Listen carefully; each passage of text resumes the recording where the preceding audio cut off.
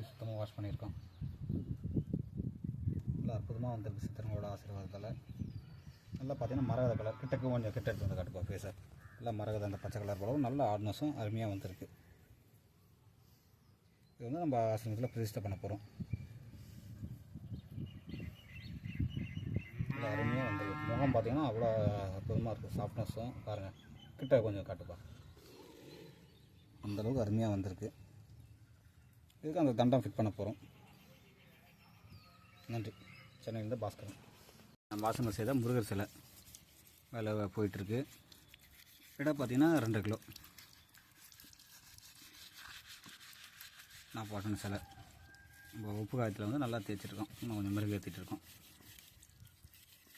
9 வகையான பாசனை வந்து நம்ம முறையாக சுற்றி செய்து நம்ம தகுந்த குருமார்களோட கூட இருந்து அவங்களோட சித்தர்களோட பிளஸிங் தான் அந்த சிலை முடிஞ்சிருக்கு. நல்லபடியாக நம்ம ஆசிரமத்தில் வைக்கிறதுக்காக முடிஞ்சிருக்கு.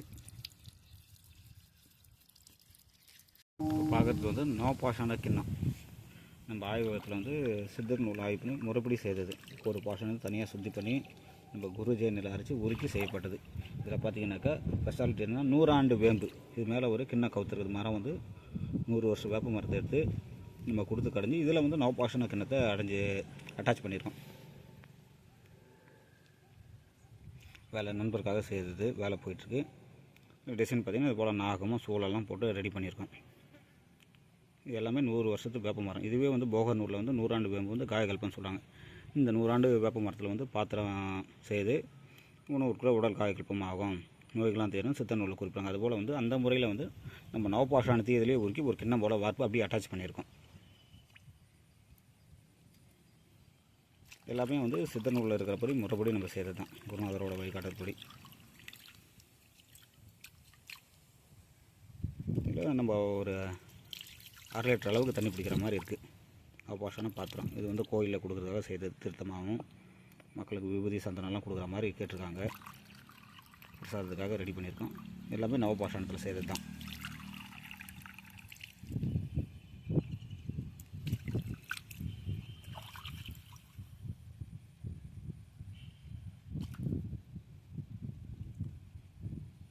இதில் வந்து நம்ம நிறைய வீடியோவில் நவபாஷான டம்ளர்லாம் செய்து கொடுத்துருக்கோம். இப்போ நம்ம அந்த வேப்ப மரத்தில் ஒரு புதுசாக ரெடி பண்ணியிருக்கோம் நவபாஷான பாத்திரம். நன்றி, வணக்கம். சென்னையிலேருந்து பாஸ்கரன்.